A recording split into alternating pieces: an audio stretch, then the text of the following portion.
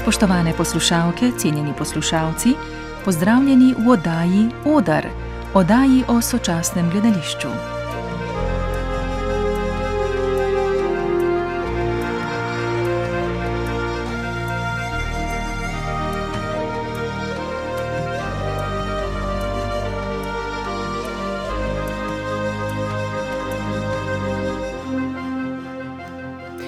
Želim ustvariti strukturo časa in prostora, ki mi omogoča, da glasbo slišim bolje, kot če bi zaprl oči.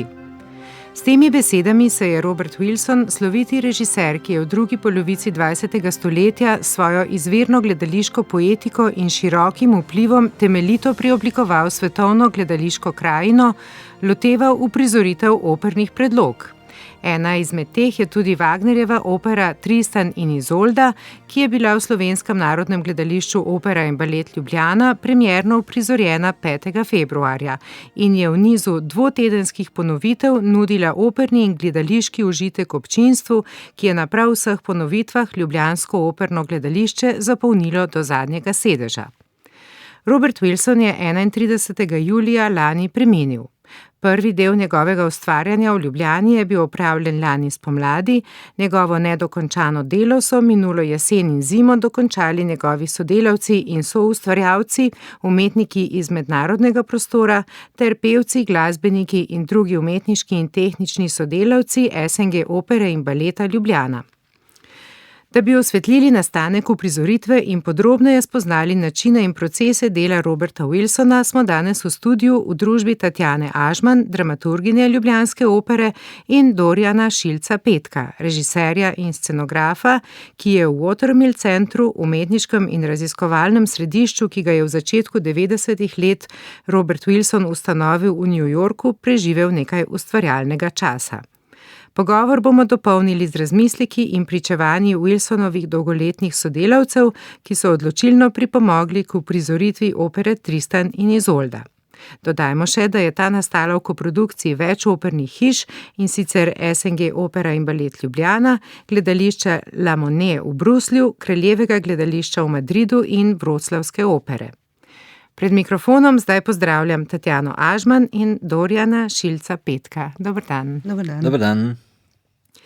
Preden steče naš pogovor, vaju prosim, da skupaj prisluhnemo mislim in pogledom na opus in procese dela Roberta Wilsona, ki so jih na pogovoru po premieri z občinstvom delile nekatere njegove dolgoletne sodelavke.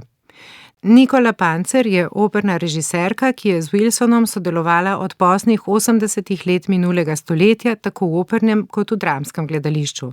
Na kratko je opisala Wilsonovo poglobljeno poznavanje človekovega zaznavanja, iz katerega izhajajo njegove uprizoritve in razumevanje posameznih elementov oziroma gradnikov gledališča.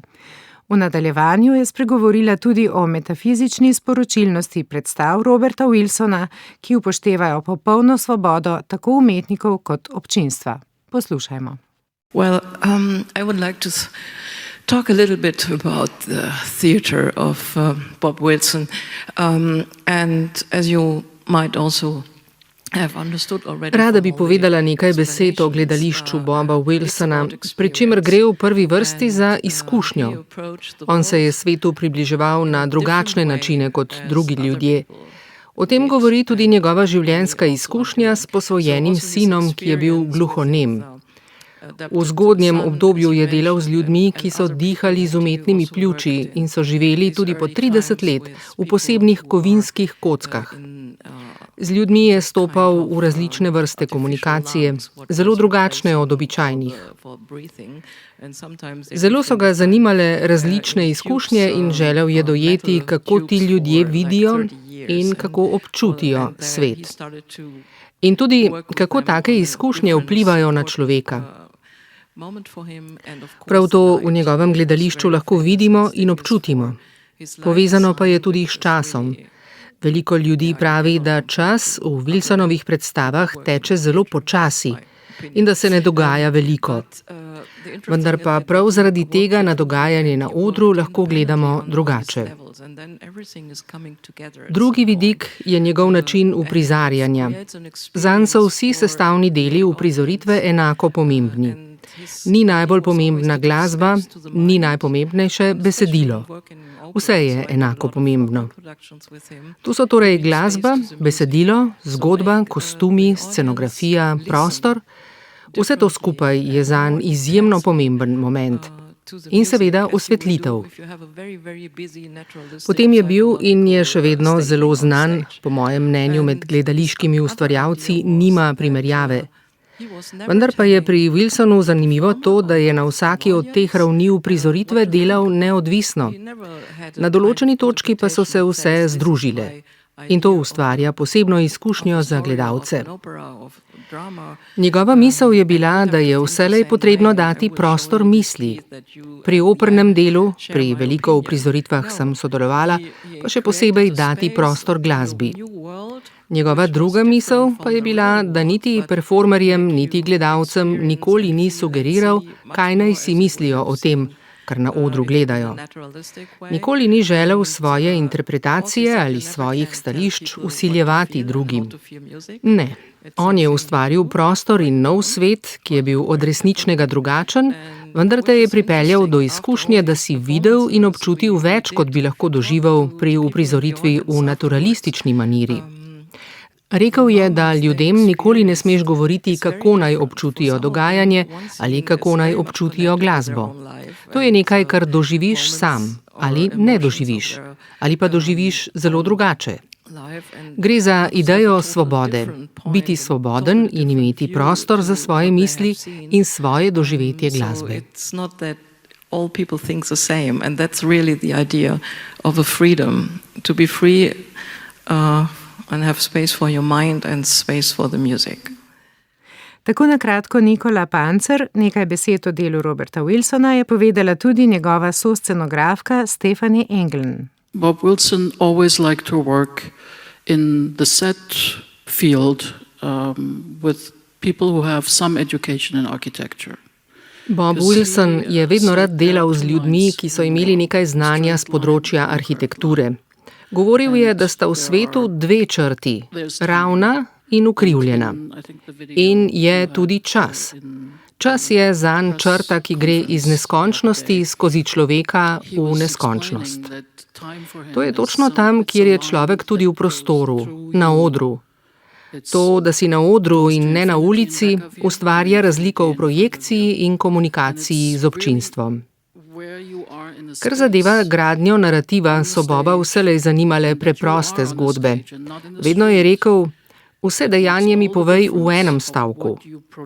Veliko predstav smo naredili z nepričakovanimi obrati, kot na primer predstavo o Stephenu Hawkingu.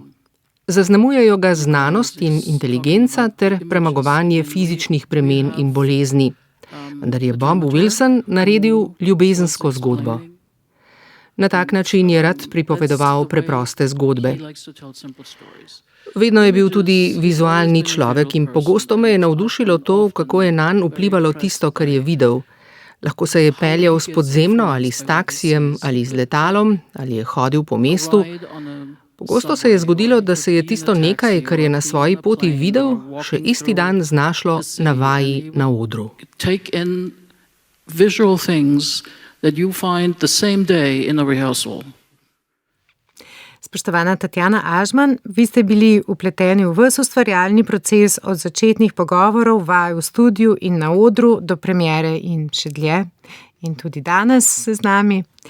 Torej, Marin Blaževič, ki je trenutno prav tako zaposlen v SNG Operi in Baletu Ljubljana, je o priložnosti povedal, da se je vse skupaj začelo z neželeno pošto. Ali nam prosim obnovite to anekdoto in nas retrogradno povedete v ustvarjalni proces in realizacijo opere Tristan in Izolda?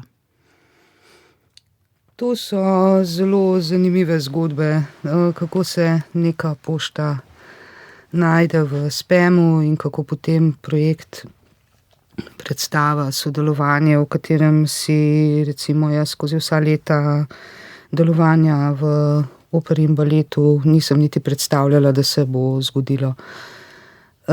Res je, čisto slučajno je bila odkrita ta pošta s predlogom za sodelovanje in potem so se stvari zelo hitro odvile. Wilson je prišel v Ljubljano že kmalu po novem letu lansko leto in potem še enkrat v juniju, tako da so se, in to mislim, da je zelo pomembno povedati, za razliko od ostalih projektov, ki jih je Wilson pripravljal v studiu v Watermillu, potem pa jih je preselil na odre, kjer so nastajale predstave, je bil proces dela v naši hiši drugačen, ravno v tem smislu. Mi smo vse sile usmerili v to, da omogočimo ta prostor, tako režiserju, ekipi in tudi nam, ki smo produkcijsko kot izvršni producenti predstave peljali Tristana in Izoldo od samega začetka. Ponovno smo se preselili v -3, v dvorano, ki je nekoč že delovala kot prostor kreacij.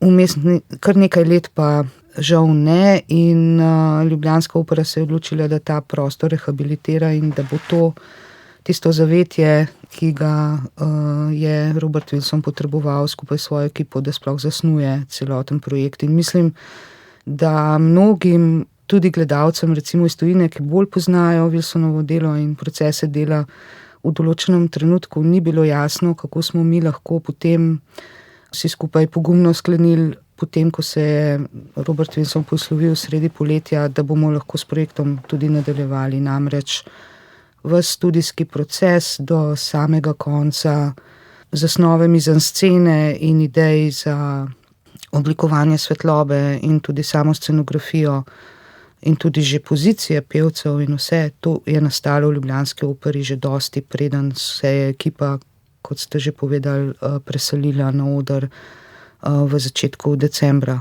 in tam v bistvu dokončala stvari. Tako da očitno je bilo že prav, da včasih človek pogleda v zgubljeno pošto, ker Bog ve, če bi v resnici mi uspeli ujeti ves ta čas, ki je bil potreben za produkcijo. SNG Opera in Balet Ljubljana je nosilec tega projekta. Mogoče bi pa še povedali nekaj prav o tej koprodukciji, ki je velika, ne? Ja, mi smo že imeli v preteklosti več koprodukcijskih partnerjev, dostikrat smo bili tudi prva hiša, ampak ne v takšnem obsegu kot sedaj. Če pogledamo v bistvu bruselsko gledališče Madrid in Wroclaw, to so 3 zelo velike hiše, vsaka od njih ima drugačne odre. Tako da je bilo v bistvu na naši produkciji oziroma izvršni produkciji vse zasnovano z mislijo, kaj se zgodi potem do leta 2030 na drugih prizoriščih. Naš oder je seveda manjši, naše ekipe so manjše. Že tako ali tako je bil velik dosežek to, da smo Tristana in Izoldo prvič postavili na oder v Sloveniji kot slovensko produkcijo, ne samo kot gostovalno. Skratka, to ni bil samo izziv po tej produkcijski plati, ampak tudi v umetniškem smislu. Skratka, mi smo se srečali z neko zelo obsežno, tudi novo materijo in to je zahtevalo od nas v bistvu precej koncentrirano delo ravno na tem projektu. Zdaj, če pogledam ta moment, ko smo po poteku vseh predstav, ki so se odigrale, kot ste povedali, tudi zelo uspešno in s polnimi dvoranami, smo vsi zelo veseli, da je temu tako, da je bilo zanimanje tako operne publike, kot tudi gledališke publike in drugega občinstva v Sloveniji, ki ga zanima pač mogoče tudi vizualna umetnost v najširšem smislu, da lahko res s ponosom gledamo na ta dosežek. Jaz sem izjemno ponosna in vesela, da se je to zgodilo, da so vsi v bistvu razumeli svoje delo z eno veliko odgovornostjo, zlasti po smrti režiserja.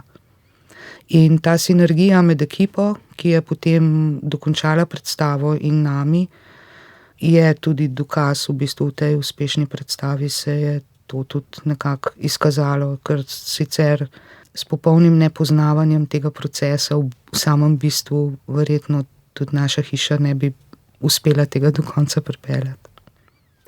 Bi prosim se še malo poglobili v ta proces, torej ta studijski del, ko ste rekli, da je bilo pravzaprav že zasnovano, že mizenscena, že premiki, pozicije, ideje za luči in tako. To je novost pri našem delu, ja, v tem smislu, da smo mi lahko izpolnili to zahtevo procesa dela, kot ga je imel celo življenje Robert Wilson. Se pravi, da v procesu študija niso solisti, pevci solisti, angažirani v tem scenskem smislu. Se pravi, da se namesto njihove prisotnosti to nadomesti z, ekipa je to imenovala Lightwalkers. To so ljudje, ki v bistvu nadomeščajo prezenco umetnika, ki potem dejansko stoji na odru ob izvedbi predstave pred občinstvom. In v tem času v bistvu moram povedati to, da so bili študentje, sodelavci naši zunanji, pa tudi člani našega umetniškega ansambla, tisti, ki so neskončno število ur preživeli v studiu z ekipo Roberta Wilsona in njegovimi sodelavci, kjer so v bistvu do najmanjše podrobnosti načrtovali vsak premik, vsako stvar, ki bi se zgodila na odru šele čez nekaj mesecev. In jaz sem se v bistvu nekako iz nekega spoštovanja držala nazaj v začetku tistih prvih vaj, ko se je vse začelo pač dogajati, nekako snovati. V tistem drugem obdobju junija pa sem šla seveda pogledat, neskončno radovedna, kaj v bistvu to pomeni. In takrat je bilo dejansko vse, kar se tiče scenskih premikov, pozicije scenografije, tajminga, ki je zelo pomemben, ne? Se pravi, prostor in čas pri Wilsonu igrata veliko vlogo in tudi pri sami režiji njegovih predstav se to zelo odraža ravno v tem prvem obdobju, ko je treba ta razmerja nekako urediti. Tako da, ko je on nas zapustil, so seveda obstajale skice, ampak ne samo to, ne, obstajale tudi spomin v telesih ljudi, ki so šli čez ta prostor in čas z glasbo, skupaj z vso ekipo Wilsona, se pravi z njim samim, z sorežiserko, soscenografko, dramaturgom, sooblikovalcem luči. In oni so dejansko delovali kot ena zelo homogena ekipa, ki je v vsakem trenutku točno vedela, kje so, na drugi strani pa so imeli seveda to predano ekipo, ki je uresničevala vse tisto, kar so bile vizije tudi v dejanskem smislu, se pravi, da so oni lahko preverjali vse stvari že skozi potek vaj. To seveda ni običajno za opero pri nas, je pa to način dela, ki ga seveda uporablja največ pač pri operi. V gledališču jaz mislim, da ima vseeno malo več in drugačno svobodo, vsaj glede na predstave, ki sem jih jaz videla, bi lahko iz tega sklepala nekako. V določeni meri seveda. Seveda gledališče Roberta Wilsona poznate že pravzaprav vse svoje gledališko življenje. Kot vem, ste se tudi zelo trudili, da ste, cela vaša generacija, da ste nekje v Evropi lahko videli njegove predstave v 80-ih, mogoče 90-ih letih. Kaj bi lahko rekli o celoti tega projekta, o tem, da je Robert Wilson, čeprav čisto kratek čas pred smrtjo, obiskal in delal predstavo v Ljubljani in celo v hiši, v kateri sami profesionalno domujete?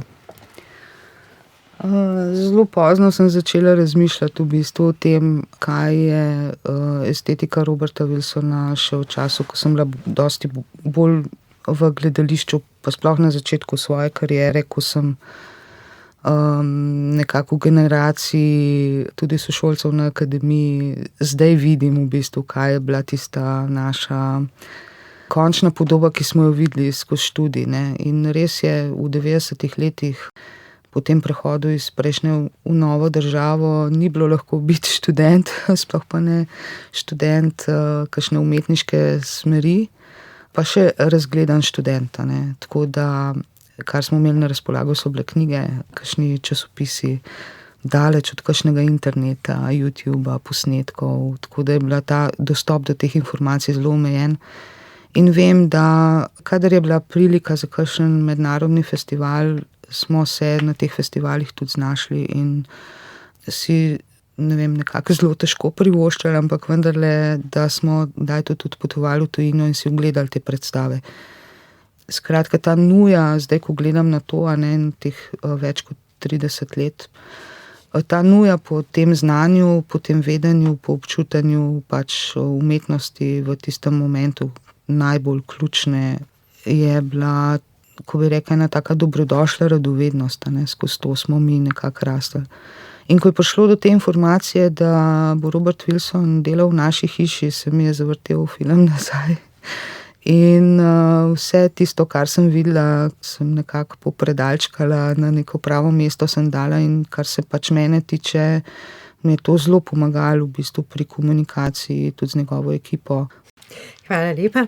Spoštovani Dorijan Šilec-Petek, če kar tukaj nadaljujemo, Tatjana je govorila zdaj o odnosu do Roberta Wilsona in njegovega gledališča z pozicije njene generacije. Kaj pa pomeni njegovo gledališče za vašo generacijo, preden mora se spustimo v podrobnosti in vaše izkušnje z bivanjem in ustvarjanjem bliže Robertu Wilsonu? Ja, mislim, pri razumevanju Wilsonovega gledališča danes, ali pa vsej za našo generacijo, seveda smo bili vsi tudi fascinirani nad njegovim vizualnim jezikom in izčiščenostjo in produkcijsko predanostjo, dosežt v bistvu te estetske fenomene, ki so mogoče primerljivi, izključno še Romeo Castellucci, recimo, da iz podobne generacije pride v ta prostor. Seveda so tudi druge tendence mlajših ustvarjalk, kot je recimo Susan Kennedy ali pa Anne Imhoff in tako naprej, v glavnem vse ta vizualni jezik, ampak vendarle znotraj tega prostora je Wilson bil res svojevrsten eksemplar. Kar se tiče samega postdramskega diskurza okrog Roberta Wilsona, čist za en kratek kontekst, na nek način se njegovemu delu ali pa njegovemu opusu pripisuje, da je on eden izmed prvih, ki so opustili dramsko naracijo ali pa konsistentno dramsko naracijo v zamenjavo za neko abstrakcijo ali pa za neko, če bi temu rekli poetično ali pa terminologija, ki jo upravljamo postdramsko v bistvu gradnjo dogodka, je gotovo v bistvu naša fascinacija s tem istim formatom, smo vsi na nek način dediči, no, seveda Wilsonovega dela, Scheknerjevega dela, Caprovega, mislim celotnega momenta New Yorka v 60-ih, iz katerega izhaja Wilson na eni strani in pa temu momentu, analognega momenta iz vzhodnega bloka, mogoče najbolj reprezentančen en tak primer bi bil Tadeusz Kantor, med drugimi seveda Meyerhold, veliki oče avantgardnega gledališča vzhodnega bloka. Teda spet seveda znotraj tega je Wilson na nek način postavljen v nek kontekst in vizualnih mojstrov, med katerimi mogoče konsistentno izstopa, in velikih postdramskih umetnikov, med katerimi seveda z deli, kot je Einstein na plaži, tudi izstopa. Tako da definitivno se vsi navdušujemo na nek način nad prelomi, ki jih je naredil. Ampak moramo do teh prelomov, mislim, da imeti času primerno kritično distanco. Govorimo v bistvu o gledališču, ki se je začelo v 60-ih, razpamtelo v 70-ih, 80-ih, postalo na nek način sprijeta norma v 90-ih in vztrajalo, počasi postajalo kanon do danes. In pri tem bi v bistvu izpostavil na en paradoks, ki se mi zdi, da ga fascinacija nad Wilsonovim gledališčem danes izpostavlja v našem kulturnem ali pa v širših kulturnih prostorih. Zdaj, če gledamo malo z priprtimi očmi na Wilsonov opus, po profesionalizaciji na nek način njegove operne režije, torej nekaj, dajmo reči 2, 3, 4 sezone gledališke po Einsteinu, na plaži začnejo v bistvu njegovi operni pristopi izgledati relativno podobni drug drugemu. Enako v bistvu tudi lahko rečemo za estetiko njegovih dramskih predstav. Seveda, če podrobneje pogledamo, vidimo, da te stvari niso podobne, ampak da so izredno reliefno razdelane umetniška dela, eno z drugačno strukturo od drugega, ampak od zunaj v nekem klišejnem pogledu so zelo podobna dela. Zakaj to v bistvu izpostavljam je zaradi tega, ker ta mehanizem kaže na en paradoks, ki ga imajo kulturne inštitucije v načinu programiranja ali pa razumevanja tega, kar je novo. 20, 30, 40 let nazaj, ko je prišel Einstein na plaži v Metropolitansko opero, je v bistvu in estetski prelom, in stilno-formalni, in dramaturško-montažni, narativni in tako naprej. Glavno, vse stvari so bile preradikalne in so se in publika kot programski vodje v Metropolitanski operi otepali te predstave. Mislim, da je bila premiera 76. leta, torej recimo, da je 77. gostoval v Metropolitanski operi. Danes zelo dosti produkcij, ki nastanejo v Metropolitanski operi, v bistvu nosijo, če ne odprte in blantantne citate Wilsonovega dela, gotovo so vse prežete, vsaj režiserji in tako naprej prežeti z njegovim delom. Teda tu se izpostavlja ena čudna fobija, ki jo imamo do novega dela, ki šele, ko se ono skanonizira nekje zadaj, daleč stran, mi začnemo to delo ceniti, namesto da bi v bistvu se uspeli ali pa znali ali pa želeli fascinirati na nek način nad novim v času, ki nastaja, ali pa sočasno z nastajanjem teh v bistvu nekih prelomnih stvari. Kar spet tudi odzvanja pri nas na nek način. Wilson, veliki avantgardni, veliki prelomni umetnik, ki dela izven dramske strukture, torej dela avtorski projekt, dela v bistvu lastno vsebino, brezbrižno posega v avtorstvo drugih literarnih del in tako naprej. Torej nekaj, kar vsi kolektivno skupaj z v bistvu kritično kulturnimi inštitucijami občudujemo, na drugi strani pa v bistvu z leta v leto se bori isto borbo do tega, da bi lahko se ustvarjalo avtorske projekte, da bi se lahko prišlo neke naturalistične ali pa psihološko pogojene gledališke dogodke.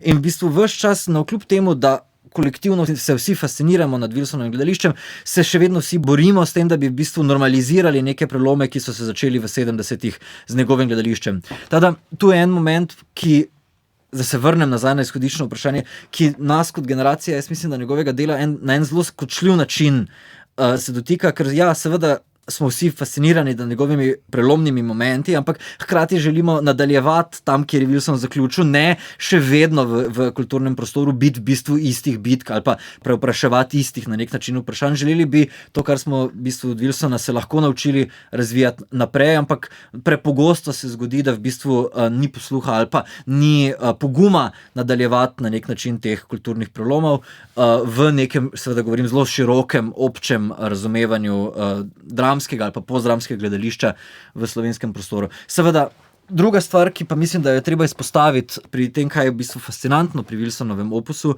pa ni toliko vezano na njegov estetski fenomen, ampak vezano na en drug paradoks okrog njegovega dela. Zdaj, za tiste, ki se podrobneje ukvarjajo z gledališčem, seveda ob ogledu, kot sem že nekako rekel, večjih Wilsonovih uprizoritev, se začne pojavljati vprašanje, a je tukaj zadaj kaj več etike kot izključno ta izpiljena vrhunska estetika.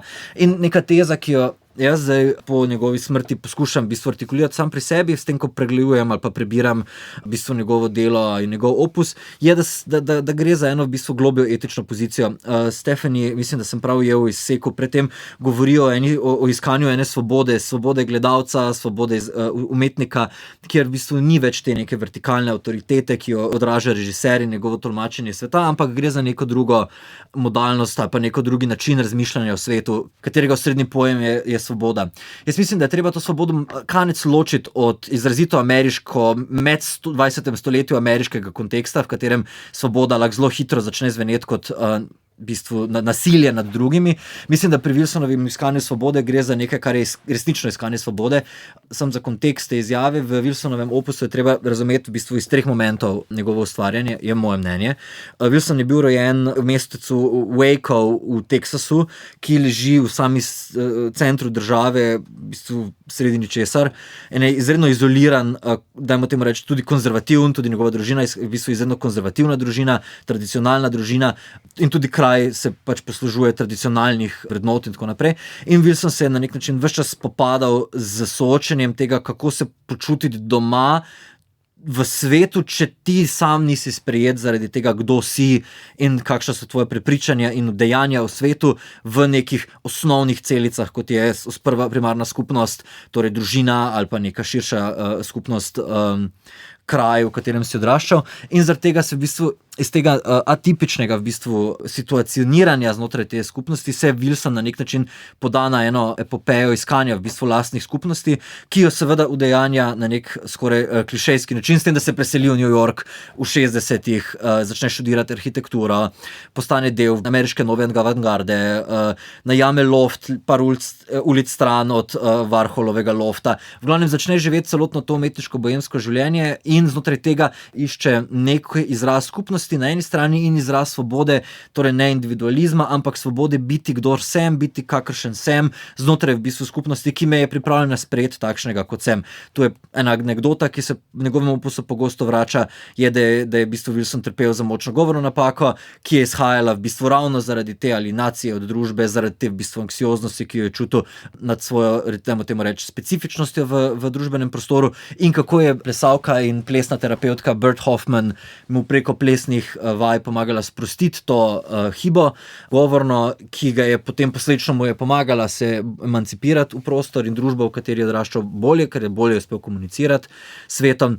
Na eni strani, na drugi strani je pa v bistvu videl, da svoboda ali pa sproščenost v lastnem telesu, v lastnem biti prihaja ne nujno izključno preko nekih ideoloških sfer, znotraj katerih se znajdemo, ampak tudi preko emancipacije lastnega telesa, načina, kako se v lastnem telesu počutimo, načina, kako pristopamo do odnosa do telesa, in iz tega se začne v bistvu nekak metoda Wilsonovega opusa, ki je sestavljanje telesa v prostoru in času in skupnosti, kjer je v bistvu legitimen izraz mnogih, izraz v bistvu atipičnih teles in umov in svetonazorjev, kar dokazuje recimo prve Wilsonove predstave Letter to Queen Victoria, Life and Times of Sigmund Freud, Deaf Man Glance in tako naprej, ki jih ustvarja z ljudmi, ki jih povabi, sreča na ulici in jih povabi, pridite z mano ustvarjati predstavo. Dosti hodi v bolnišnice in v psihiatrične inštitucije in tam s pacienti v bistvu reče, ali pridite vi k meni vaditi, bomo naredili predstavo, ali pa on z njimi. Famozna anekdota je, da je v bolnišnici, kjer so v bistvu ta iron lung, ne vem, kako se slovensko reče, za tuberkulozo, ali kaj je že bila ta, na umetnih pljučih, te pacienti, ki v bistvu so pač ležali v teh tubah in niso imeli kaj, kjer je v bistvu z njimi ena izmed prvih predstav, ki jih sploh ni razumel kot gledališki ustvarjalec, ampak kot terapeut, je v bistvu naredil patent nekih vrvic, nekih zastav, ki so jih lahko v bistvu z usti napenjali in spuščali in so na ta način sodelovali v neki dejavnosti, ki bi navidezno izgledala tem bolnikom nedostopna zaradi njihove hibe, ampak je poiskal način, kako jih vključiti v neko dejavnost, ki recimo, da bi po klasični logiki pripadala normativnim telesom. In tako naprej, seveda pridemo do v bistvu dveh posinovljencev njegovih. Eno je Raymond Andrews, to je gluhonem fant afroameriškega porekla, ki je videl Wilson policaje, kako so ga pretepali na ulici in je ustavil policaje. Veste, da je gluhonem fant, so rekli policaji seveda ne, in potem je Wilson vstopil v dolge pravne bitke z State of New Jersey, da je dobil pravico, da je lahko fanta posvojil, da je fant živel z njim, zaradi tega, da je pomagal v bistvu pri njegovi integraciji, naučil ga je tudi malo v bistvu socializacije in tako naprej. In iz tega ven nastane potem tudi režijska knjiga za Deaf Man Glance, ki je nastala v bistvu preko izmenjave podob in zvokov in slik o svetu in občutkov sveta, ki sta si jih delila Wilson in Andrews. Drug tak primer je Christopher Knowles, je pa v bistvu mlad fant, ki ga je Wilson spoznal na delavnicah za eno izmed predstav, kjer je s ceste zakorakal in je želel sodelovati pri projektu.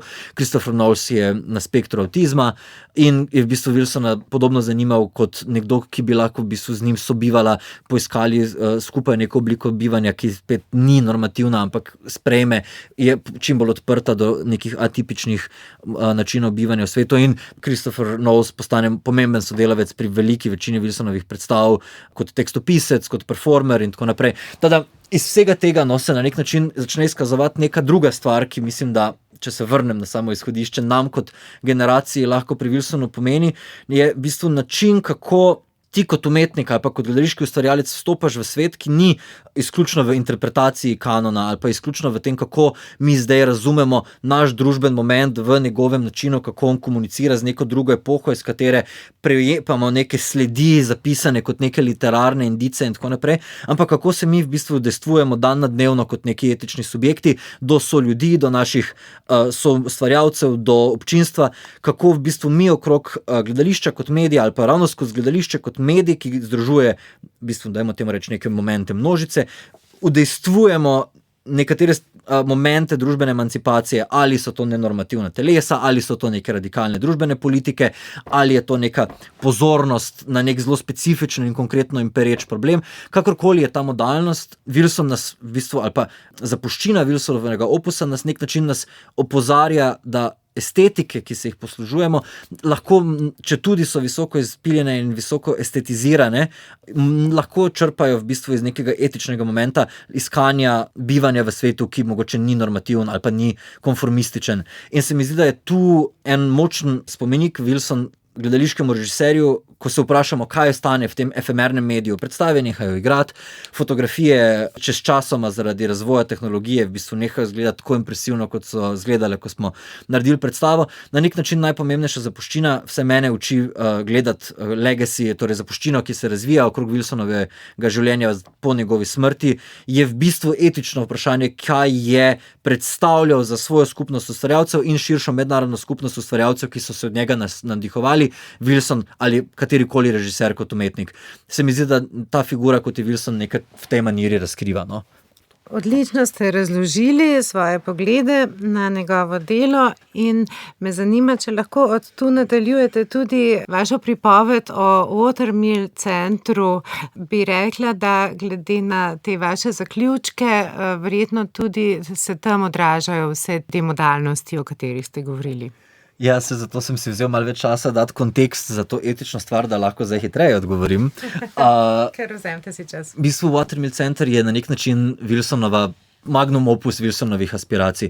Če se je Wilson celo življenje zavzemal za oblikovanje skupnosti, community, torej nekih odprtih družin, ki niso pogojene z krvnim dedovanjem, ampak v bistvu z bližino, je Watermill Center arhitekturni spomenik in kraj, kjer je v bistvu tudi Wilson to prakticiral. Ampak ne samo spomenik, ampak živi še naprej. Ampak živi še naprej. Zdaj, v bistvu, kaj je Watermill Center? V 90-ih je Wilson kupil, Wilson in njegova fundacija so kupili staro zapuščeno tovarno brezžičnih telefonije, torej neki so razvijali, v glavnem ameriški znanstveniki za komunikacijo čez oceanem in tako naprej tam na Long Islandu, in to je pol v 80-ih propadlo in je bilo 10 let zaprto in pol so to kupili in začeli prenavljati, da zgradijo v bistvu iz te stare tovarne umetniško-rezidenčni center, kjer vsako leto pridejo umetniki, v rezidenčnih programih se menjujejo prostor, kjer je v bistvu tudi celotna knjižnica Wilsonova in razširjena knjižnica centra zbrana, več kot, mislim, da je 70,000 knjig,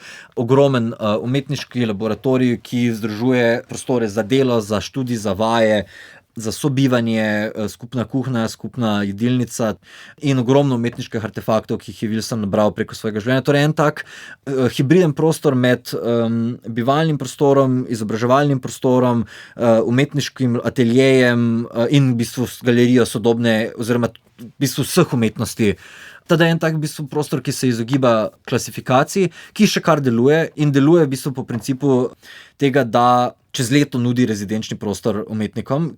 V času Wilsonovega življenja, rahlo se ubiram zaradi tega, ker v bistvu so ene stvari se spremenile, zdaj po smrti pa še ni jasno, kako bo to delovalo v prihodnje, ampak za časa njegovega življenja je pa in način, kako sem tudi jaz v bistvu povezan z zadevo, je, da je pa vsako poletje zadnjih 30 v narekovajih let je v bistvu center organiziral tako imenovan summer program, kjer pa je v bistvu prišlo v Long Island ob New Yorku približno 70 umetnikov z celega sveta, da so skupaj živeli, skupaj ustvarjali, se udeleževali delavnic drugega, sodelovali z Wilsonom in skrbeli v bistvu za ta center. In v tem momentu te kolektivne, dajmo reči za voljo manjka boljše besede, komune, je v bistvu na nek način ta etična pozicija ali pa ta skupnostno iskanje Wilsona manifestirano. Torej, v času krepko po idealih, v bistvu hipijade, 60-ih, komune, skupnega življenja in tako naprej, Wilson še kar verjame, da lahko mi soustvarjamo, sobivamo v imenu v bistvu umetniške izmenjave na eni strani, na drugi strani pa skupaj skrbimo in skupaj soustvarjamo ta center. Torej, center je v bistvu bil na začetku podrta tovarna, zdaj pa v bistvu že zelo zaključeno arhitekturno delo in ko kdorkoli, kadarkoli pogleda ali pa vstopi v center, dostikrat spregleda, da so to v bistvu ustvarili umetniki preko 30 let iz celega sveta, ki so prišli tja, sodelovali pri oblikovanju tega in pustili svoj pečat na prostoru in prostor na nek način svoj pečat na njih in da smo mi vsi na nek način zgradili ta rezidenčni prostor, vsi smo skrbeli zanj in s tem dobili eno drugačen odnos tudi stopanja drug do drugega, zato ker kar naenkrat se ustvarja neka globalna skupnost, ki povezuje vse, ki so kadarkoli tudi, če se nismo srečali med sabo, bili tam, ko prepoznaš ljudi, po imenu poznaš, ali pa pogovor s tujim umetnikom nanese na to, da smo oba bila tam in kar naenkrat, da si delimo neko specifično izkušnjo nekega prostora izjeme, ki pač seveda ga je sprožil Wilson ravno v tej želji ustvariti to skupnost. Mislim, čisto par nekih zanimivih faktov še okrog v bistvu tega Watermill centra. In seveda, doskrat se to prostor razume kot neko šolo Wilsonovega dela, ampak ves čas je tudi Wilson sam ponavljal, da ne gre za to, če tudi je on sam svoje projekte razvijal tam, le redko je vsiljeval svojo estetiko na ostale rezidenčne umetnike, moče delil kak na svet in kako vid, ampak v bistvu ni šlo za perpetuiranje njegovega mita ali pa za perpetuiranje njegove estetike. In pa prostor je obkrožen z več hektarji gozdov, ki so v bistvu vsi ekološko zelo katastrofalnem stanju bili, ker jih je Wilson in fundacija začel kupovati zaradi kemikalij, ki so jih z teh industrijskega objekta odtekale v okolje in tako naprej. In v bistvu tudi po gozdovih poteka en ekološki moment prenove, presajanja v bistvu rastlin in tako naprej in vzpostavljanja neke sicer umetne, a vendarle na novo žive narave v prostoru, ki ga je v bistvu kemikalija in industrija prejšnjega stoletja zelo, zelo uničila. In pa tretja stvar, ki mogoče spet zanimiva glede Watermill centra, je, da je grajen po principu, da v bistvu nima vrat. Kot neka ideja tega, da je prostor dostopen vsem, kdorkoli z ulice lahko zakoraka v prostor, doživi umetnost, zakoraka v knjižnico, stopi v stik z znanjem, se pogovarja z zaposlenimi, dobi javno vodstvo. Enako tudi v bistvu prostor nima vrat, nikdar ni zaklenjen. Jaz sklepam, da verjetno po zimi, ko je prostor bolj zapuščen, verjetno zaklenejo, ampak v nekem duhu so tudi vrata v bistvu vedno odprta in prostor je namenjen vsem, kar dokazuje tudi v bistvu trud fundacije in Wilsona, da so vsako leto se trudili dobiti v bistvu ali pa povabiti umetnike iz držav, ki v bistvu nimajo dovoljenja, da dobijo, ali pa jim je zelo oteženo pridobiti vizo za vstop v Združene države Amerike in tako naprej. Se tu razpleta v bistvu ena polna mreža Wilsonovega, dajmo temu reči za voljo argumenta, ki ga probam ves čas vzpostaviti, etičnega delovanja, kot nekdo z pozicijo neke globalne avtoritete poskuša v bistvu čim večjim mladim ali pa umetnikom iz nekih drugih prostorov sveta omogočiti izkušnjo mednarodnega umetniškega prostora. Na začetku svojega življenja to poskuša ali pa poskuša te skupnosti ustvarjati v bistvu lokalno, preko skupnosti atipičnih ali pa nenormativnih ali pa z ulice nabranih ljudi in tako naprej, kar sem govoril. Kasneje, ko se Wilson postane globalen fenomen in njegove predstave zgubijo mogoče neke procesualno radikalne momente, pa ta interes oblikovanja skupnosti, community buildinga preseli v bistvu v arhitekturno oziroma rezidenčno strukturo, ki je Watermill center. Tada na nek način njegovo življenje zaznamuje v celoti, jaz mislim, da ta etični moment. Če tudi na dolgo progo gledališkega ustvarjanja dominira njegova estetika, ki zasenči etiko. Glede na to, da ste se vi v Watermill vrnili po prvem obisku še 5-krat, me zanima, kaj pa ste v tem obdobju počeli? Mislim, na kakšen način ste vstopili in tudi na kakšen način pravzaprav se vstopa v ta prostor z neko idejo, z nekim predlogom? Verjetno, da je neka selekcija vseeno, ne? Ja, Watermill center, tale Summer Program, je oblikovan kot v bistvu ena zelo tipična rezidenca. Pošlješ svoj CV oziroma nek nabor svojih del, pošlješ neko obliko motivacijskega pisma, zakaj bi želel tja pač priti, in potem Wilson in ekipa njegovih sodelavcev naredijo selekcijo iz 400-500 prijav, pri teh omenjenih 70 sprejetih participants in v bistvu pot si plačaš sam, nastanitev, hrano, pijačo za dvomesečno obdobje v Long Islandu, pa v bistvu krije že fundacija. Tada je tu zelo dostopen ta prostor, da pač seveda, če prideš to neko primarno selekcijo, zadeva celo ni nek ekonomski luksus. Tudi vem, da so bili in place za socialno šibkejše pozicionirane, recimo, da posameznike tudi načini, da sofinancirajo let in pot, zato da bi bil prostor čim bolj dostopen. Prvič sem šel kot pač prijavljen in sem v bistvu postal fasciniran nad tem, kako je ta rezidenca vzpostavljena. Ker tam je eno pravilo, zelo veliko nas je, zelo veliko se ukvarjali s tem gozdovi naokrog, zato ker je to ena izkušnja, ki je v dan na dnevnem življenju ne moramo doživeti, torej da gradiš skulpture v gozdovih, presajaš drevesa, premikaš starodavne kamnite skulpture. V glavnem, ta celotno kuratorno oblikovni proces v bistvu tega visoko kuriranega prostora, ki je Watermill center, je zelo zanimiv in in tam nas je zelo veliko umetnikov, zelo smo radi se s tem pač ukvarjali in to je mene v bistvu napolno pritegnilo. Ker se je dogajal en proces kasneje, sem zvedel, da je načrten, da v bistvu te, ki so na nek način skrbeli za dnevno dogajanje te skupine 70-ih, kasneje tudi več ljudi, da bi se probali prvi teden, prva 2 tedna, 2 mesecev čim več ukvarjati z delom, ki nima veze z osebnim umetniškim delom, zato da se spoznajo posamezniki ne preko identitarne logike umetniških disciplin ali pa umetniških interesov, ampak preko neke človeške plati ali pa preko neke danodnevnosti nas samih. In šele potem kasneje, ko se je celoten program premikal bližje temu gala večeru, ki ga nisem še omenil, ki je v bistvu en fundraising, torej nabiranje sredstev, sponzorskih sredstev, dogodek, kjer preko celotnega centra in njegovih gozdov vizualni umetniki, performativni umetniki, glasbeni umetniki, plesalci pripravijo, postavijo svoje dela, ki so jih seveda razvijali tekom rezidence, in iz tega gala večera in neke auction dražbe, ki se ob koncu večera zgodi, se pol nabere tudi en znaten nabor denarja, s katerim je tudi financirano delovanje tega centra. Nažalost je to ameriški grozljiv sistem tega, da pač tam ni javne podpore za kulturo in vse zavisi na posameznikovih zmožnostih ugajati kapitalistu, trgu ali vdovam multimilionarjev. Ampak to je en strukturnejši problem, ki v bistvu bi terjal svoj lastni čas.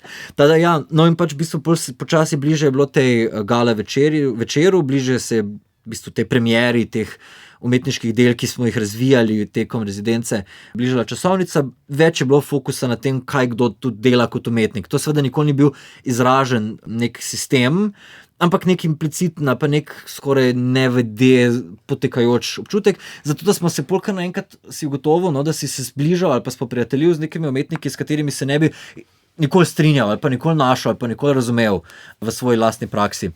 Kasneje, ko sem se pa nadaljnja leta vračal, je pa v bistvu to se zgodilo tako, da smo se zelo poštekali z Wilsonom in z ekipo in s Charlesom Šeminom in z drugimi, ki pač so skupaj z Wilsonom organizirali zadevo in so me pač rekli, da bi prišel nazaj, so me povabili nazaj kot v bistvu enega izmed teh danodnevnih organizatorjev oziroma v bistvu nek segment sem jaz sam skrbel, da smo ga organizirali in na ta način sem pol še 5 let delal v bistvu z njimi. Bilo zelo izpolnjujoča v bistvu izkušnja tudi spoznati Wilsona bliže, spoznati celoten ustroj, celoten način ameriškega financiranja umetnosti in pa seveda stotine umetnikov, ki so se pač v teh letih menjali vsega sveta. Teda je tu res bil en fascinanten prostor, ki pa je zdaj, jaz sem bil tam na zadnje leto, ko je pol udarila korona, teda v bistvu potem se malo izgubil stik, zato ker nekaj časa ni bilo dostopna, potem se je tam finančna situacija spremenila, zdaj je Wilson umrl, teda zdaj sklepam, da vsi malo čakamo, kaj točno se bo zgodilo s tem prostorom in ali bo uspel preživeti izgubo to karizmatične persone, kot je bil Wilson, ali je vendarle tudi ta komuna obsojena na njenega karizmatičnega vodjo, kot večina komun do zdaj. Tada ja. Ali so se 60. in 70. zares končala, ali mogoče še ne? Mene gledate, dokler smo živi iz te generacije, jaz mislim, da ta čas še ni mimo.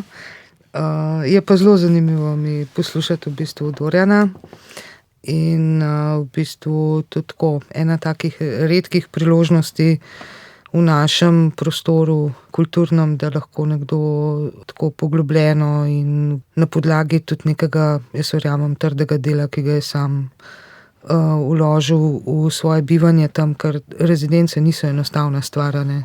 Lahko greš in potem se nimaš kam vrniti. To recimo so ene izkušnje ljudi, ki so tudi iz moje generacije odšli v tujino, tam začeli na nek način svojo kariero ali pa našli neke izzive, ki jih tukaj doma niso mogli, ampak se potem niso vrnili. Ali pa se vrneš in uspeš v bistvu vzdrževati tukaj in tam. In bi rekla, da zelo občutim ta manko neke širine pri mladi generaciji, zato moramo verjeti v te komune, kot pravi Dorjan, in moramo verjeti v te izkušnje, moramo verjeti v njegova prijateljstva z umetniki, ki jih je spoznal in s to izkušnjo. Pač zdaj ali jo vidimo skozi njegovo ustvarjanje, ali jo vidimo pa v tem etičnem vidiku tudi, kar jaz mislim in zelo spoštujem pri njem. Jaz sem se pa v toku vašega pripovedovanja, Dorian, spomnila še na Matijo Solceta, ki na malo drugačen način, ampak z zelo podobnimi idejami pravzaprav deluje tudi po vsem svetu, ne? In tako s festivalom v Sloveniji, kot z ostalimi manifestacijami in to široko družino etnohisterije po svetu, ne? Zahvaljujem se vam za pogovor, spoštovana Tatjana Ažman in Dorian Šilec-Petek. Hvala vam. Hvala. In vaju lepo pozdravljam.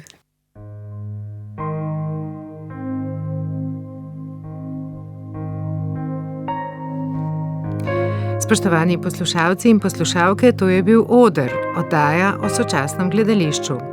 O uprizoritvi Wagnerjeve opere Tristan in Izolda v režiji Roberta Wilsona v Slovenskem narodnem gledališču Opera in balet Ljubljana smo se pogovarjali s Tatjano Ažman in Dorianom Šilcem-Petkom. Razumevanje uprizoritve sta dopolnili dolgoletni sodelavki Roberta Wilsona, režiserka Nikola Pancer in scenografka Stephanie Engeln, ki sta poleg drugih sodelovali na pogovoru dan po premieri, ki ga je Ljubljanska opera in balet soorganizirala v sodelovanju s Slovenskim gledališkim inštitutom. Prevod je brala Ana Bohte. Oddajo je posnel in zvočno uredil Miha Klemenčič. Pripravila in uredila sem jo Petra Tanko. Za ponovno poslušanje je na voljo na naših spletnih straneh in v aplikacijah za podcaste. Zahvaljujemo se vam za pozornost in vam želimo lep dan še naprej.